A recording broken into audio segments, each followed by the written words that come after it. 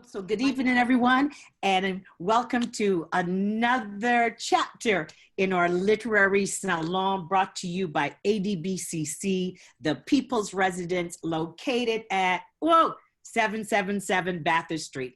And I know you can't come to us and to our beautiful destination at Bathurst and Bloor, so we thought we would bring our programming to you into the comfort of your home. And we are not only speaking and engaging with Canadians, but we are engaging with people all over the world on these international platforms. And you can continue joining us, engaging with us in our website, adbcc.org, on our Facebook page, A Different Book List Cultural Center, on Instagram. Send us a tweet and tell us how mighty and talawa, oh my gosh, I'm giving it away, that we are. And I am very pleased today to go all the way across the ocean to the mighty, mighty, mighty country. Oh my gosh, I could hear everybody in the world screaming the country's name, Jamaica. Yes. For all of you who said the word Jamaica, we are sending prizes to you. I'm going to give you a clap. First prize for all who said Jamaica. One of the questions that we're asked if we're crossing the border, if I'm in a taxi, people say, my sister, are you from Jamaica? And so today we went all the way across the ocean to the nation of 3.3 plus now million people to greet Sandra E. Williams. Sandra E. Williams is an author. She's a social scientist, and she is our guest today in this literary salon chat. And for all of those who are joining us, make sure that you have your questions. We will share them with Sandra, and we welcome all of you to this ongoing discussion where we examine literature. We talk about what is topical as we bring information in this time, in this new normal, in this time that we call COVID. So my sister, Sandra E. Williams, welcome to ADBCC Television and to the Literary Salon. How are you doing? Well, thank you, Aita, for that warm welcome. I am doing well in this time of COVID, staying at home, working from home, and trying to take care of myself so that I will survive COVID. Very cool. And Sandra E. Williams currently, as I said, lives in Kingston, Jamaica. She is a graduate. And next, what I'm going to say, I have great pleasure in saying this. She is a graduate of the Sir Arthur Lewis Institute of Social and Economic Studies at the University of the West Indies, Mona. Sandra, I secretly got to tell you, I always wished I had gone to the University of the West Indies. It's just one of those things that you feel more centered and grounded in Caribbeanness. And to say the words Sir Arthur Lewis, one of our Nobel Prize winners, out of the mighty country of, yes, I heard the world said St. Lucia. I want to drink the water because I believe if you drink St. Lucian water, you will become a Nobel Prize winner because they've got two. But just to say the names of great Caribbeanists and to say the name of a great institution that you were trained at gives me great pleasure. And today you are on and you are coming with us and presenting this child that you have given birth, because I see books as children and we give birth to them. But what I'm curious about, Sandra, is this: A Sip of Cerasee Tea. What made you think of that? Because when we think of Cersei, we think in bathroom. So tell me, girl, what did we think of? How did you come up with that name, A Sip of Cerasee Tea? Well, the bathroom is the end part of it, but the cleansing, the good stuff in terms of it going through your system and taking out what you don't need and cleansing you. So that name became applicable because of that notion of me going back in my mind, dealing with a few matters that had, kind of thrown me off rail for a number of years. And when I dealt with them, I felt so much better after. All right. Yes. And I did kind of see that progression as I read the book. How long did it take you to to put this book together? What was that turning point or that thing that said, Sandra, this is the moment. I am going to dare you to put pen to paper or finger to computer and write it. What was that tipping point, as Malcolm Gladwell would say?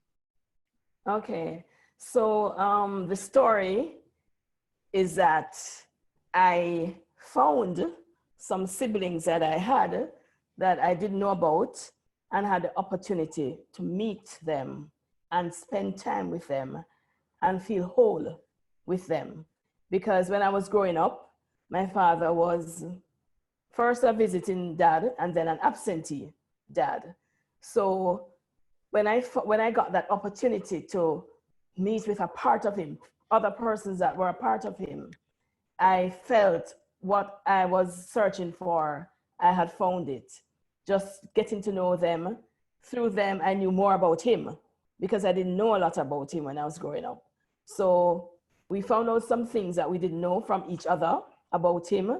And then some of it still remains a mystery, but as time unfolds, we hope we will know a little bit more about this gentleman. I call Dad. So a lot of you makes up the book. A lot of you, and I must tell you straight up that I related to the book as a young woman growing up with an absentee father or displaced father. And so the book resonated with me on a number of levels. But now introduce us to this character, the character called Sandra Williams. And we are introduced to her, yes, meeting the siblings, and then we go into a flashback of the life of this incredible young woman and her coming of age. So introduce us to the character, even why the name Sandra. I'm always curious about why people choose names and why writers choose particular names of characters. Well, Sandra, I chose a name that was simple because I'm a very simple person. I'm not, well, some people say I'm complicated, some of my friends, but I think I'm very straightforward. And I wanted a name that was simple and not too many layers, even though my personality might be layered. So Sandra, as far as I'm aware, it means work of art. So I thought that was very apt for the name of the character, as I do believe, with all humility, that my book is a work of art because of the many topics that I visit. I talk about love. I talk about growing up as a teenage girl, some of the things that you interface with, what besets you as a young girl. I talk about family in general. I talk about politics. So it's multifaceted. So I think it's a work of art.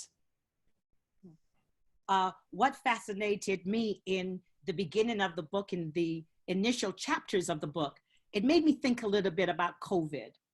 In Sandra's family, Cecil Foster, in his book, Island Wings, and he makes this point, and a number of Caribbean writers makes this point, that women in the Caribbean took in children. You were the mother of many children. People often said, who is your mother?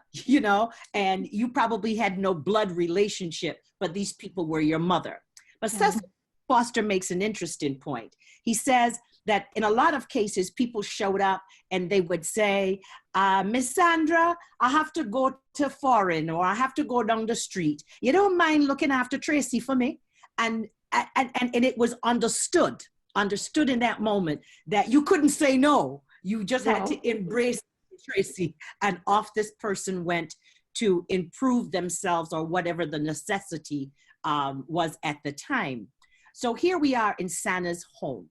And Sandra's family is of modest means, but there's so many people being embraced into that family. While it reminds me of COVID is this, we are now in the time where we have been forced to be in our homes with our family all the time. We better love our family right now. 24/7. 24/7, right? So I was fascinated, again, with that Caribbean thing, or that Caribbean that is unique in our experience, where we are the keepers of other children, and holding that responsibility with us, the society. How do you feel about that, where all these people are coming into the home? There is little, but somehow women are able to stretch and embrace an entire village in their homes. Well, my mom mastered that art very well. Nothing was left, unshared between us and whoever passed through our household. And when I think back on it, it was really a very good example of how you are your brother's keeper, because you don't really need a reason to be there for anybody or to help another person's child. You just need to if you have to. And my mom did that unreservedly. I mean, growing up as a teenager, you kind of want your mom to yourself. So you saw some of that coming out. I was being honest about how I felt then. But all those people who I had to live with and who I was introduced to over time, I am very still much in touch with them. We have a relationship. They have remained my family. So we didn't have a lot of family in Jamaica, as I said in the book. So these people were my extended family. I didn't have my father's side of the family then. So they kind of fill the void. But when you meet your own family now, you also recognize the value in having those persons who share your genes, come into your circle and enrich your life. Yes, yeah. Another moment for me too was, normally we always want to go to the city. You say to people, where are you from? I'm from Georgetown, I'm from Bridgetown, I'm from Kingston. Nobody ever liked to claim that they're from the country. But when Brenda comes to live, the bold Brenda is another character that you introduce her, but Brenda comes from country, and Brenda opens your eyes, country. Talk about that experience where now country seemed bigger than tongue. Yes, country was like heaven for me, because home, Kingston, in the, you're urban poor and you are cramped, perhaps in a small yard, a small house, but you go to country and you're introduced to just the wildness of the country, the natural world, and you can explore it and you can't get enough of it. And it was like heaven to me, actually. I loved it. That was like one of the best things anybody ever did for me, introduced me to country. Because my mom was not from the country. My father was from the country, but because I didn't share his life, I didn't get that exposure. So having country in your life is really an asset. Mm-hmm. Country experiences. I'm glad too now that you spoke about father, and also too, as you bring father into the book and into our lives.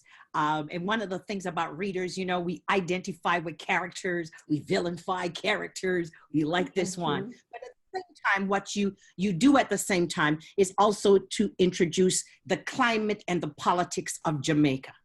What was happening then, I believe in the 1970s. Am I correct on that? Yeah. Correct. In that period. Late 70s. Yes. So, and you begin this juxtaposition, if you will, of the book, of giving us the political landscape of Jamaica, and at the same time, this evolution of this young woman.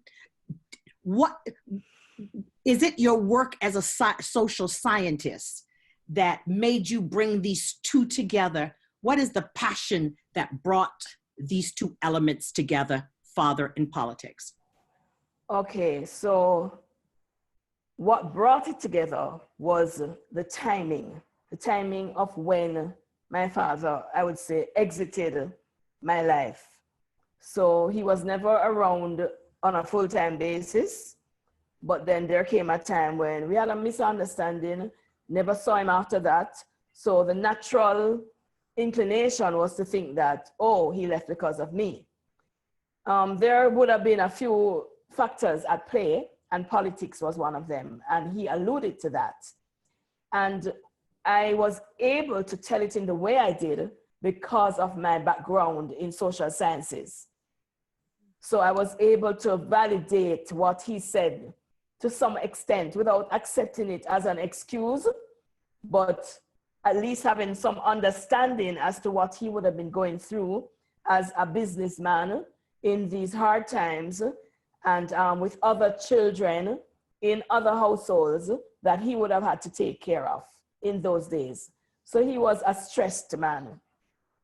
And the politics of the day, as he put it, did not help. It allowed him to lose business, to lose money, to be able to do what he was doing before. Even though being absent, he was taking care of his kids. And we can all attest to the fact that he did that when he could. So, you know, the climate of the country, the politics and the economics, they were married at the time. It was not just about politics. The type of politics that we pursued then, we got a lot of social benefits from it. But in terms of other wider factors, which I also mentioned, in terms of oil shocks and that sort of thing, it was very, very intricate. It was a very interesting time. It was a hard time, but it was very interesting in terms of what it did for us as Jamaicans, because a lot of persons would have migrated from poverty to middle class during that time because of their opportunities to become educated, to own a home, to have a certain level of employment. So it was good, but it got tricky after a certain point. Mm-hmm. We live in a time where people talk about student voice, the voice of children, the power of children. We also grow up, and I want to come to this too in the interview, about the power of proverbs or sayings. The pen is mightier than the sword. Mm-hmm. Student voice, youthful expression, pen mighty in the sword. You just also too reminded me of Maya Angelou, and in her first book, While the Cage Bird Sings. Mm-hmm. And she talks about having a particular incident with one of her uncles, and thinking aloud or wishing aloud illness on him. And then the man dies, and she's traumatized that as a little girl, she had this capacity to make this thing happen. So here we are in your book, and Sandra takes the opportunity and she puts pen to paper, student voice, child's voice, and writes to her father to say, this is the state of affairs. Dad, what is your response? Right. And her dad does have a response. Wasn't good. How did that make you feel, that the power of your pen, the time that you made that decision to put your voice, to question your father about his responsibilities or his lack or his appearance being visible in your life? How did that make you feel in that moment? The power of a young woman, or powerless, if you will. Well, it certainly told me not to write anything unless you are willing to get a myriad of responses. Not all of them might be favorable to what you have put out, but you know that if you're coming from the right place, then you should go ahead and do it. Now, in my case, I've been writing poetry when I was young. I've been told that I like to use graphic words, you know, to express myself. So I think perhaps I went a little overboard when I contacted him, you know, through that letter. And but he didn't see any of that. He saw what touched his ego, I would say. So his response was that of coming from that of a bruised person, you know. But for me, what it made me do is whatever I would write, unless somebody asked you to write something, write a poem for Mother's Day at church. Most times when I wrote those little poems, I just kept them to myself. Sometimes, a couple of times, I put them in my high school magazine because persons encouraged me. but it would take a lot of selling to get me to put it out there. So, you know, I did not stop writing. I continued to write the poetry, but even in writing and publishing this book, it was the boldest step I could ever have taken in my life. Because for the first part, I was always a very private person. A lot of persons who knew me never really heard my story about where my father was or any of that. So they would have found out about some of the intricacies in the book. So, you know, it has been a journey for me in terms of being who I am, in terms of that person who will express myself through writing. If you were a boy, do you think your father would have reacted differently if you had penned that letter challenging him? What would you speculate now as a writer? Okay, so my father, it does not matter who you are, girl or boy. If you overstep your boundaries as far as he's concerned, he is going to deal with you. Because these are the stories I now have. I thought I was that person who he never loved, and he didn't care about me, so that's why he was absent from my life for years. But in meeting my siblings, I was able to put a lot of what happened or even didn't happen into perspective. So that really, meeting them was really one of the best things that could have happened to me. I also got to give a big props to Lynn, the mother in the book of Santa. And she also shares something in common with my mother.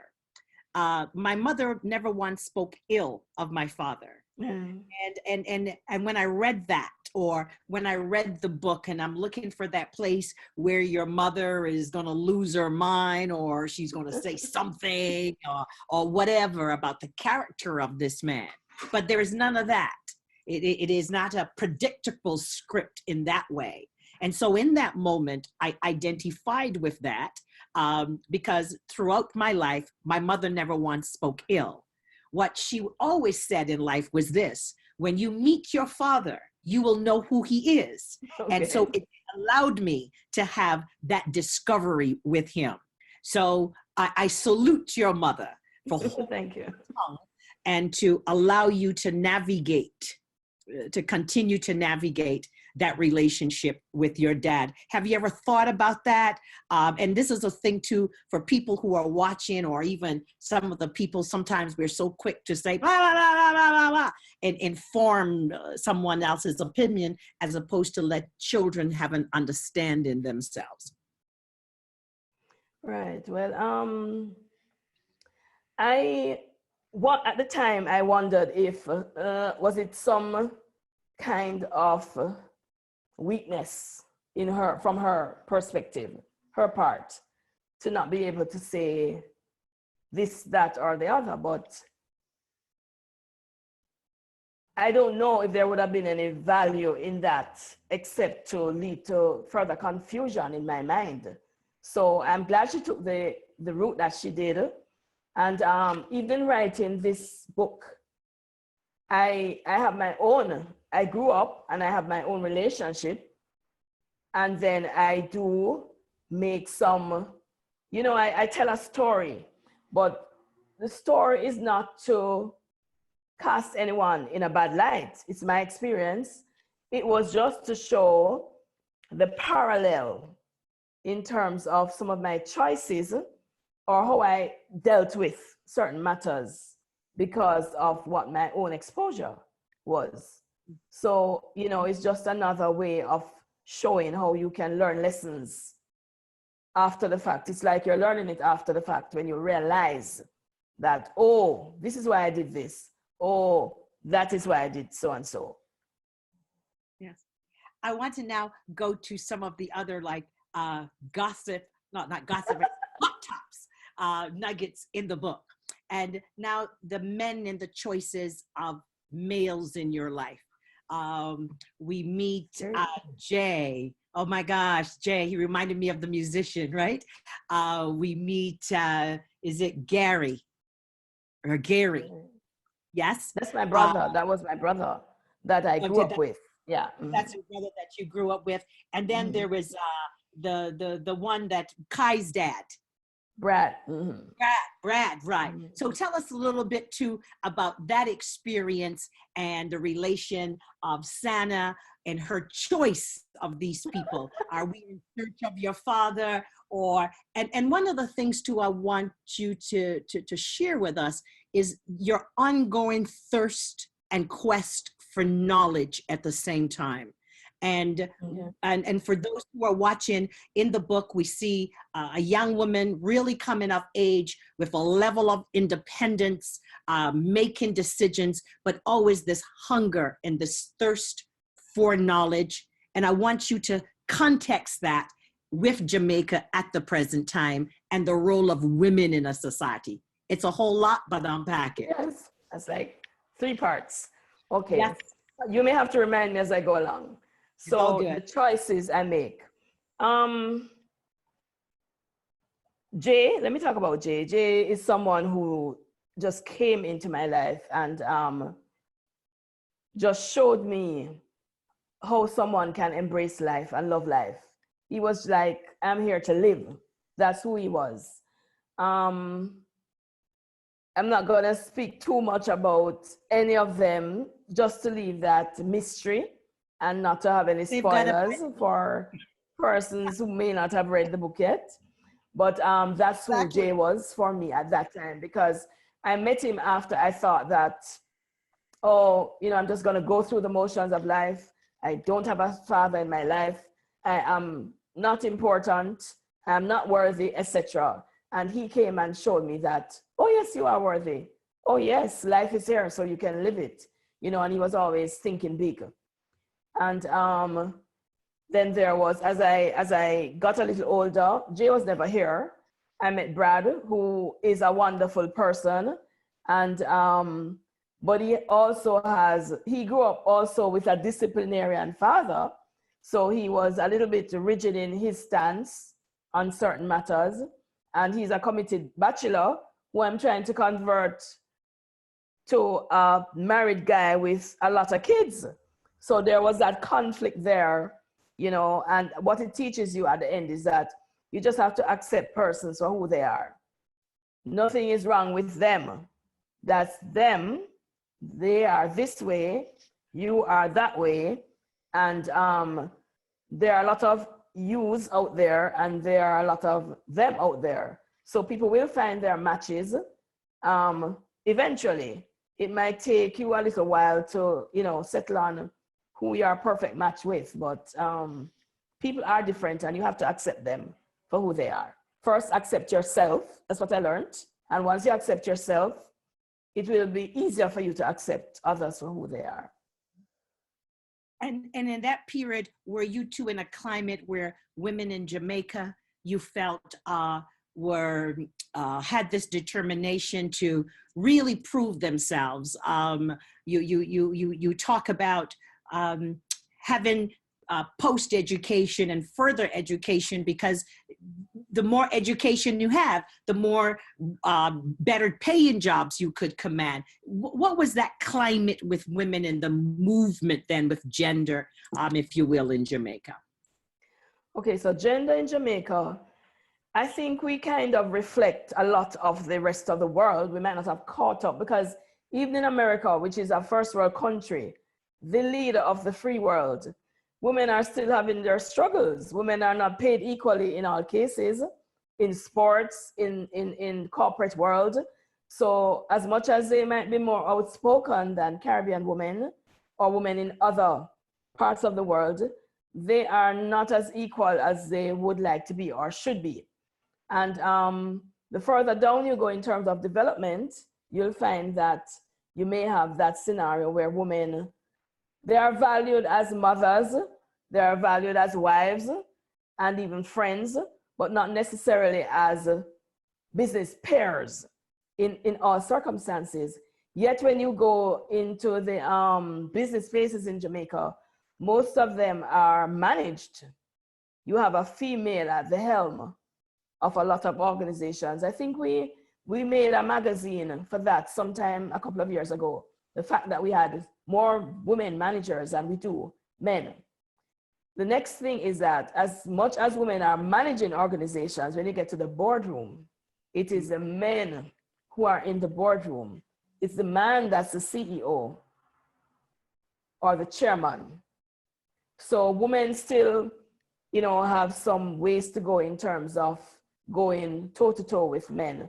They value our opinion sometimes, most times, but at the end of the day, I don't want to get political here. I don't want to get too political, but at the end of the day, it is still very much a patriarchal society.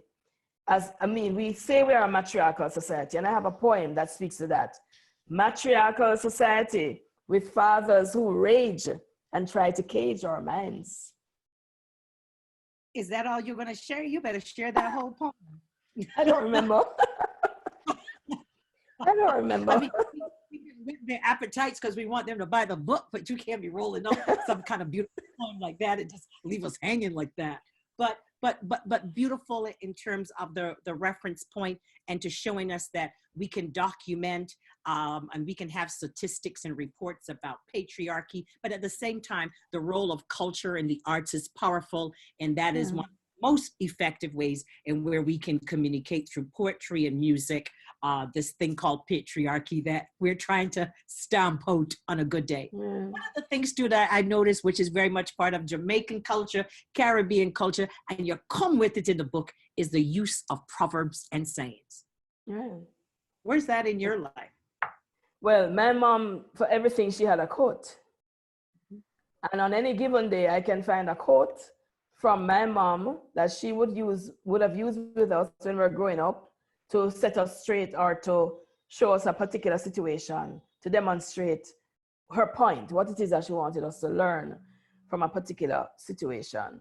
So one that comes to mind was one that she used to say a lot: show me your company and I'll tell you who you are. And she used that with an individual who had lived with us at one point. And when that person migrated eventually to the US, as I say in the book, he got mixed up and he was deported to Jamaica because of some kind of gang, interaction, etc. So she kept us on our toes with her proverbs. Yes. Yes, it is one of those things that it's like cooking in the stew. And you had a book launch in Jamaica. Yes, I did. And so for all those who are viewing or listening, we are live with ADBCC's Literary Salon series. And we are with Sandra Williams, and we are featuring a sip of Cerasee tea. Just a sip. You got to sip Cerasee. If you drink it too fast, it's bathroom business. But the reason that we're sipping it is because it's a process of cleansing. And we are here promoting her book. You always have to have, and my technical team will be saying, did you put it up? Did the world see it? And where it is available at all fine bookstores around the world, but also in Toronto at a different book list. Whoa, bragging right. Generation Society. So in your launch, how was the book received when you gave birth and you took it out to the world? How was it received in Jamaica? I would say it has been received well so far. It is in most major bookstores. I can't think of one that it's not in at this point. It is at the airport, so people can buy it on exit. And it is in Canada with a different book list. Okay, yes. And so very, very well received. And when you, as writers, when we write, we start out with an idea. Somewhere along the way, there are expectations, there are things that we put into our work that we hope are takeaways for the public, different races, different ages, different whatever. What are some of the takeaways that you're desirous to see, or are you leaving it up to our imaginations? Well, I will say that one takeaway would be that, we angst a lot about being accepted by persons and not being enough, not One of the things I used to yearn for my father so much.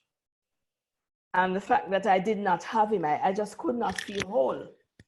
So in the process of finding my siblings, learning more about him, learning more about myself in the process, I realized that you do need people. But the validation sometimes that we are seeking, we need to just find it within ourselves, because it doesn't always come. So if you're waiting for that, it might never come and you're gonna be miserable, you know? And whenever you have experiences, we just need to just put them in perspective and understand. Sometimes if you don't understand the context, you don't know how to deal with it.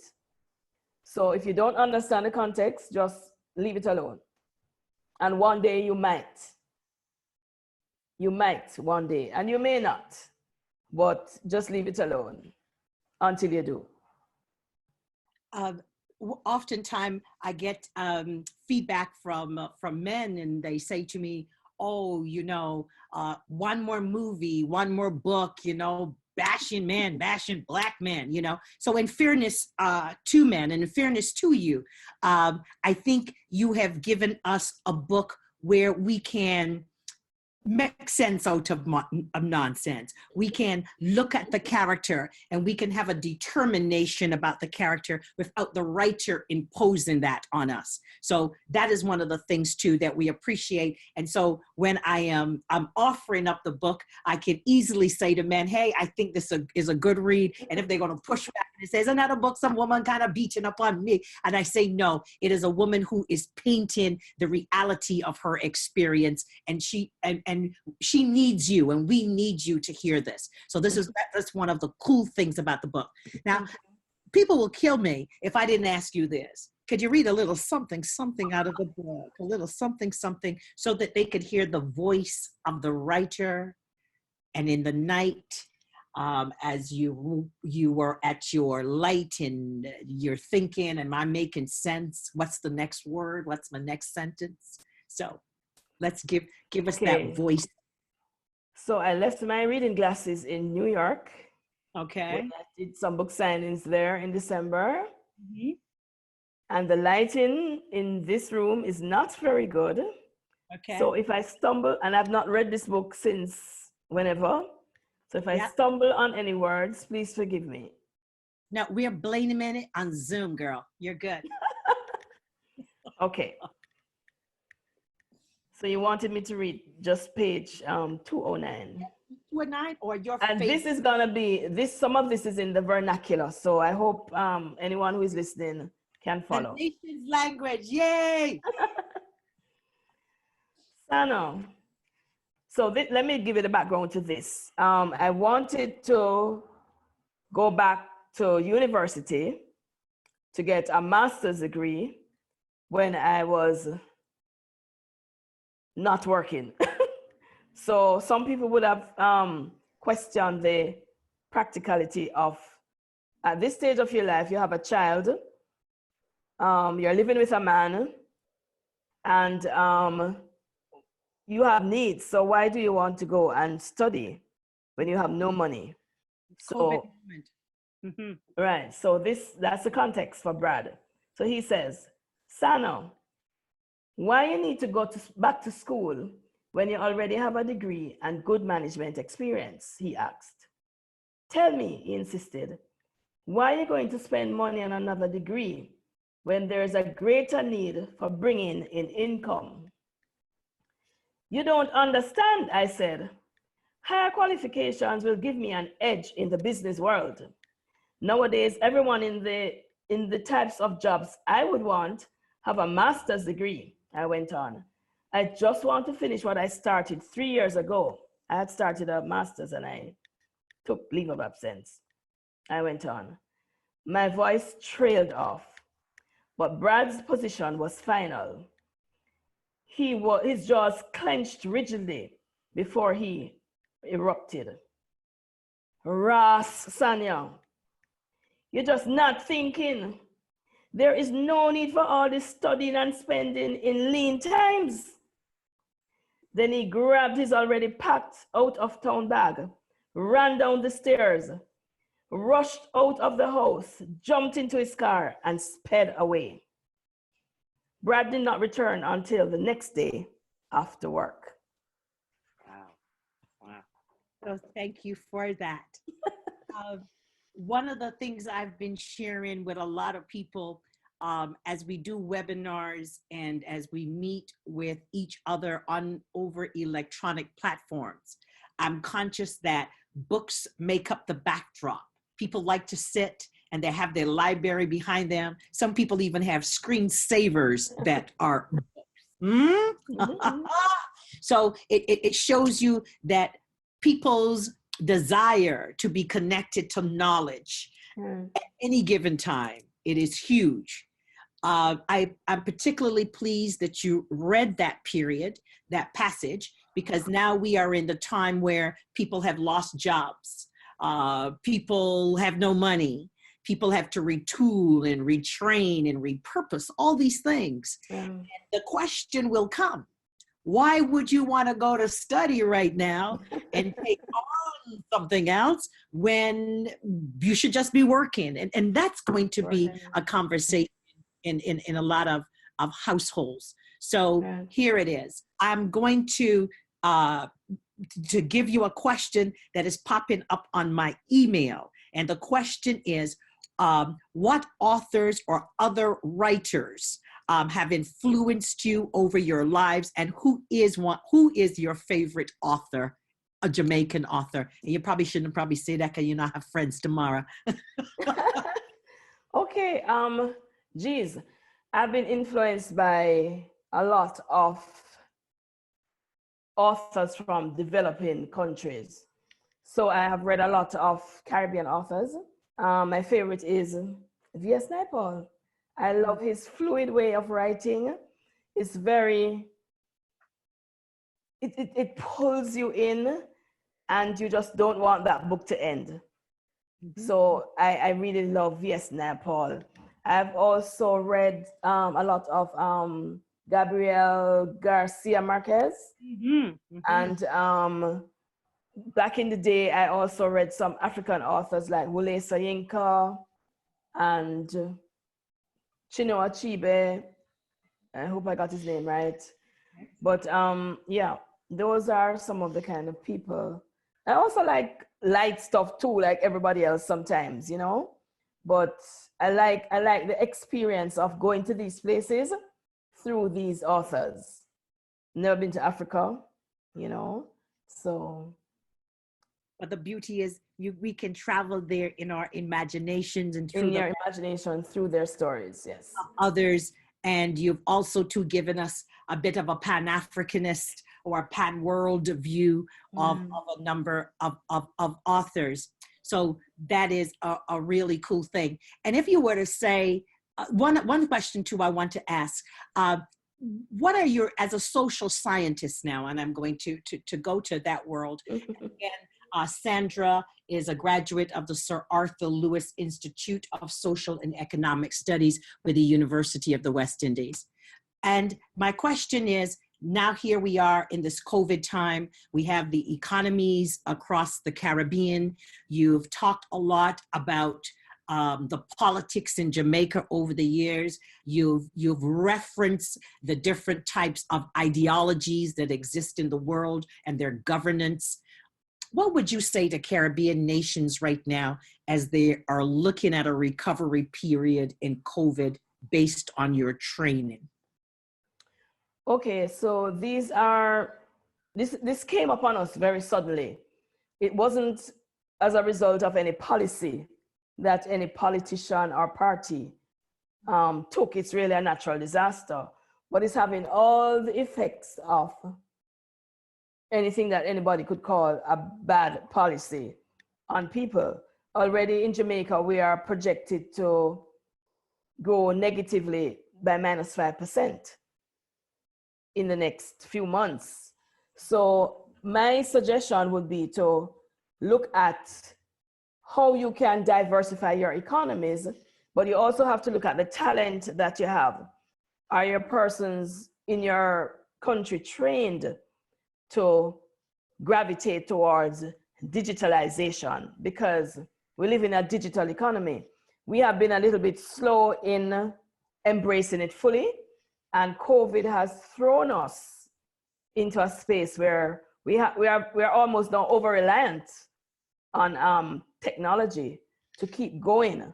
So even where I work, every day we're having Zoom meetings,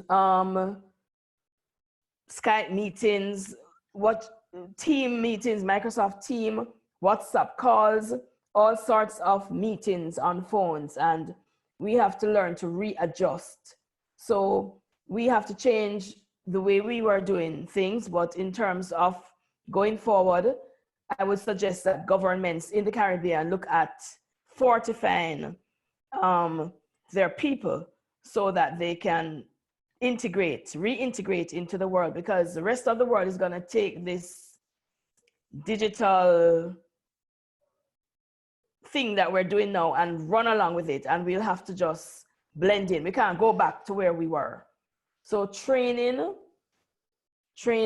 and opportunities for apprenticeship, I would say, because there's a lot of gap. In Jamaica, for example, you could have the highest training. You can go from university, do a master's degree, and you have no experience. And then you can't get a job because someone will say to you, you have no experience. So persons will also need to be encouraged to do their little side hustle and don't look at it as, you know, as middle class people, we feel like if we have studied for a long time and we want to move up, we should have a big corporate job with a lot of titles. You can do something on your own and have your little additional income and establish who you are and be happy with that, because the corporate world can be taken from under your feet at any time. So it's good to have that diversity. And a little heads up to all our viewers and listeners. I think if you read A Sip of Cerasee Tea, somewhat of what Sandra just shared with us, you're going to see that too reflected in the book as Jamaicans go through a period, number of years, restructuring their economies, coming back after Gilbert, so many different things. So there's a little bit that we can apply to today. And a question from Aisha Niles. Are you working on a new book? And if so, what is it? Yes. No, I'm sorry, Aisha.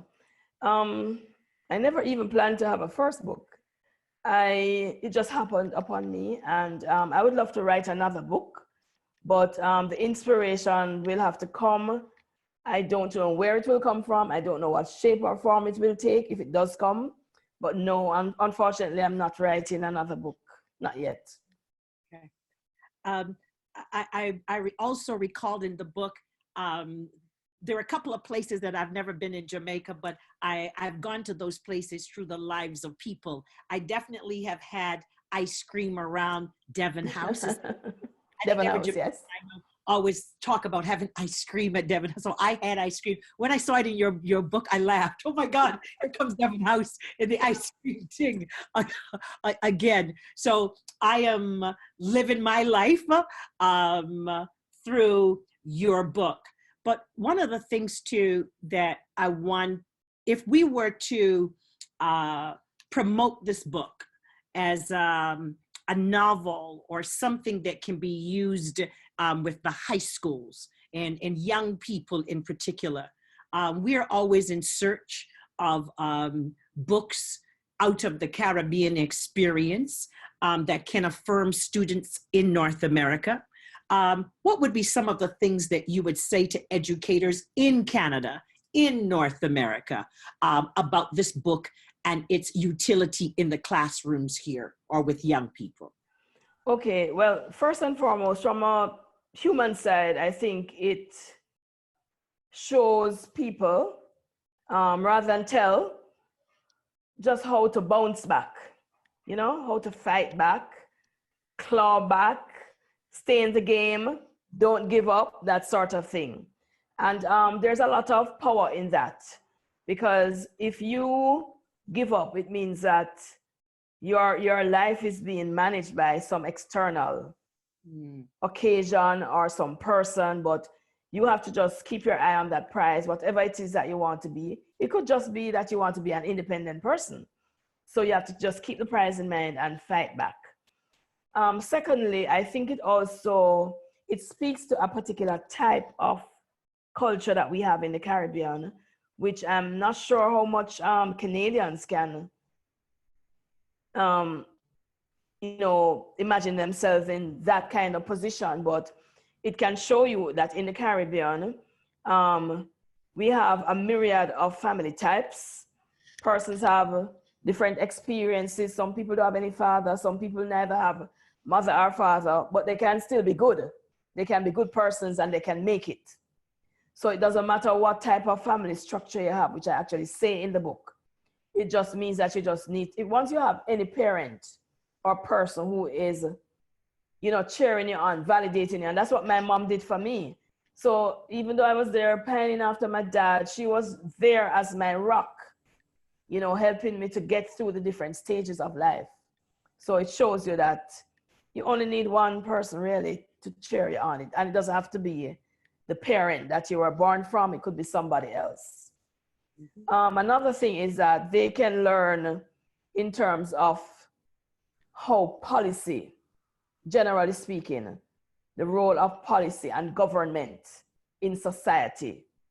It's not too early for high school students to learn that they live in a structured society and that whatever is happening around them in terms of how they go to school, go to university, and then go out to work, it all comes from policy, because we are all living in structured, governed societies. Excellent. Yeah. So a little bit of Caribbean history, because democratic socialism was not just Jamaica. It was also in Grenada and other islands, and we all went through it, and we got what we got out of it, and now we're on a different path. So there's much to learn. And a lot of the policies that we followed, the US and Canada also followed, because we were following them in those times in a lot of ways. We were, even if we were aligned with Cuba or China, they had a big say in how we lived, because even for Jamaica, even though we had our little thing about being independent and, we little but we Talawa, everybody wanted to go to America. I got out of my bed 5 o'clock one morning to go to the embassy. It's in the book. And I didn't make the grade at the time, but everybody in Jamaica and the Caribbean wants a US visa. So the relationships, the diplomatic relationships, there's so much to learn, and that's on the other side. So we are the Caribbean, they are the developed country. They can see where we fall in their sphere. So I think they could use it. Cool. And you're a former student of St. Andrews? Yes, St. Andrew High School for girls. I've had the pleasure of being in the elite company of St. Andrew High School people. Elite. So for all of you who are watching and you're St. Andrew High School, and my little tiny bragging right on that, one of my very dear friends, two of my very dear friends attended St. Andrews, but I also too had the privilege of doing a book launch with Rachel Manley, who was like the St. Andrew or part of that, whatever. Yeah. So again, when I was talking about the ice cream, I too attended St. Andrews, and I did that through the lens of all the writers coming out of Jamaica. So that was also too another exciting thing for me. What would be, I'm coming towards now the end of our program. I'm going to ask, what is something that you want to leave with us, to share with us, something for us to ponder on or to reflect, or that thing that is in your heart at this moment? I would say just be there for people, because even now, like I said, I didn't grow up with my father's children, but they are very important to me now. It's good to know that I have siblings. I never had sisters, because I'm the only girl my mom had. So I have 2 sisters now, and they're dear to me, and we're all different personalities, but of course we are still alike. And I have a brother, and he will call, it means a lot to me. My life is, I may pretend sometimes that, okay, I'm good by myself, because I've been that person who has done so much on my own. But I've had persons in my life who have supported me, friends and family, and it's always important to acknowledge persons and the role that they play in your life, you know, when you are moving forward. Always important. No man is an island. And that comes through right throughout your book, whether from the characters, the main, the central characters, whether the secondary characters in the book, you get that only, and your family modeled that and open up their homes and carving up different spaces in their homes to welcome others into, to be comfortable, to have a place to live, and to have extended family. Beautiful people, mighty people who have joined us on this literary session of ADBCCs. We have been in conversation with Sandra E. Williams, a sip of Cerasee Tea, taking the boldest steps. And if you want to have a book or read a novel that is of coming of age of a nation, of a young woman, this is definitely a recommended read. Sandra E. Williams, the Caribbean right now is showing exemplary leadership in the world. From the, and this is unanimous. I hear from nationals here in Toronto when they speak of the leadership of the Caribbean right now, as they give their weekly presentations and updates to their nations. There's a level of pride. We have produced a number of Nobel Prize winners. There's so much that we have going as a Caribbean region, or the Caribbean region has going. And I am very pleased that in your book, you were able to show us some of the evolution of the Caribbean, some of the evolution of the politics of the Caribbean, but at the same time, you also located us in the greatness and the wonderful things that can come out of that place.